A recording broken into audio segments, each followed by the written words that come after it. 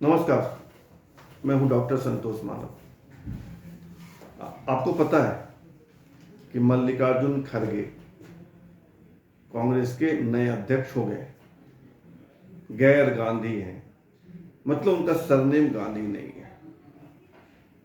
बाकी खड़गे कौन है, किस राज्य के रहने वाले हैं, क्या क्या बने अब तक जीवन में, सब आपको पता है या आप जान जाएंगे कुछ घंटों के बाद, या तो आप सुन चुके होंगे या सुबह अखबार में देख लेंगे। मैं कुछ दूसरी बात करना चाहता हूं। सवाल नंबर 1, क्या मल्लिकार्जुन खड़गे पपेट होंगे, खिलौना, पुतला, रिमोट कंट्रोल होंगे? इस पर भी बात नहीं करना चाहता। मैं तो आपसे यह बात करना चाहता हूं कि मल्लिकार्जुन खड़गे के सामने चुनौतियां क्या हैं और खड़गे कांग्रेस के लिए क्या कर सकते हैं। मोटे तौर पे खड़गे साहब के सामने 3 चुनौतियां हैं। पहली चुनौती है जो एकदम निकट है, सन्निकट, एकदम नजदीक, वह है हिमाचल प्रदेश और गुजरात का चुनाव। गुजरात में 27 साल से कांग्रेस पावर से, सत्ता से, कुर्सी से बाहर है। बीजेपी का राज है लगातार 27 साल से। तो कांग्रेस अध्यक्ष के तौर पे खड़गे के सामने सबसे बड़ी चुनौती है गुजरात में कांग्रेस की वापसी। लेकिन सिर्फ यही चुनौती नहीं है, दूसरी चुनौती है कांग्रेस का आधार वोट, बेस वोट जिसको बोलते हैं। हर पार्टी का एक बेस वोट होता है, उसको वापस लाना। आज की तारीख में अगर कुछ राज्यों को छोड़ दें तो कांग्रेस का जो बेस वोट है वो छिन-भिन हो चुका है। उसे दूसरी पार्टियों ने हथिया लिया है या अपने पाले में, अपने कब्जे में कर लिया है। खड़गे के सामने यह एक बड़ी चुनौती है कि वे फिर से कांग्रेस का बेस वोट खड़ा करें। चुनौतियों के रूप में गिनाना हो तो आप बहुत सारी चीजें गिना सकते हैं, लेकिन मैं सिर्फ 3 ही गिना रहा हूं। पहला गुजरात का चुनाव, दूसरा बेस वोट की वापसी, और तीसरा कांग्रेस से पलायन रोकना। अब देखिए, ज्योतिरादित्य सिंधिया चले गए, आरपीएन सिंह चले गए, जतिन प्रसाद चले गए।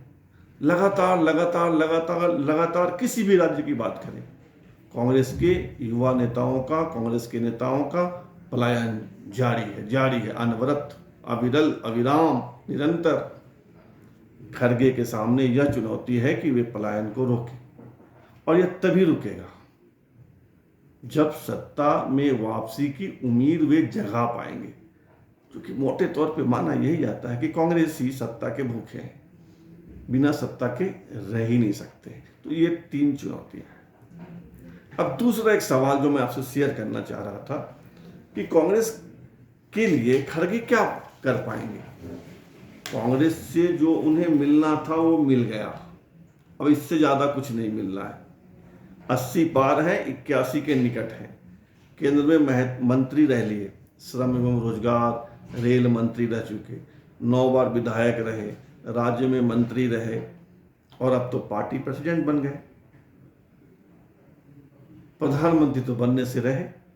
अगर संयोग, दुर्योग, प्रयोग, संजोग से सत्ता में कांग्रेस आ भी गई, जिसकी उम्मीद अभी नहीं है, तो प्रधानमंत्री राहुल होंगे। मल्लिकार्जुन खड़गे का नंबर तो नहीं लगना है, तो उनको जो पार्टी से मिलना था वो मिल गया। अब सवाल है कि वे पार्टी को क्या देंगे या क्या दे सकते हैं। मल्लिकार्जुन खड़गे के बारे में कहा जाता है कि वे बहुत अच्छे प्लानर हैं, योजना बड़ी अच्छी बनाते हैं। तो वे कांग्रेस के लिए योजना बना सकते हैं। अब यह इतर सवाल है कि वह योजना सफल होगी, असफल होगी, उससे कुछ कांग्रेस को मिलेगा, नहीं मिलेगा, ये अलग सवाल है। दूसरा एक और है कि मल्लिकार्जुन खड़गे सॉफ्ट लीडर है। उनके बड़े अच्छे संबंध ममता बनर्जी से हैं, बहुत अच्छे संबंध शरद पवार से हैं।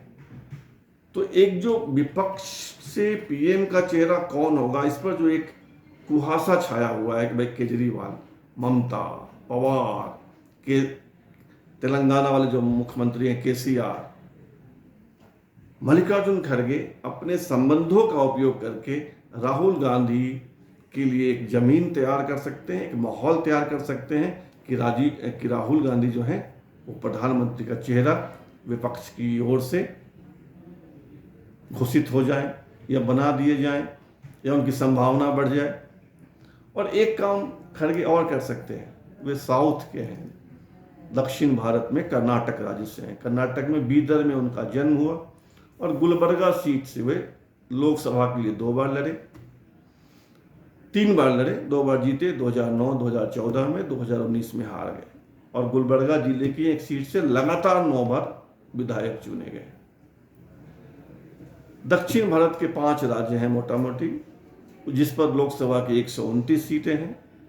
खड़गे यह कर सकते हैं कि उन राज्यों में, यानी दक्षिण भारत के 5 राज्यों में कांग्रेस के लिए कुछ वोट खड़ा कर सकते हैं। लेकिन कोई अगर इस खुशफहमी में है कि खड़गे एक चमत्कार कर देंगे, कांग्रेस का कायाकल्प कर देंगे, कांग्रेस को सत्ता में ले आएंगे, तो ये ख्याली पुलाव है। ऐसा कुछ नहीं होने जा रहा है और किसी कांग्रेसी को यह खुशफहमी पालनी भी नहीं चाहिए। फिलहाल इतना ही, फिर बात करेंगे नए मुद्दे पर।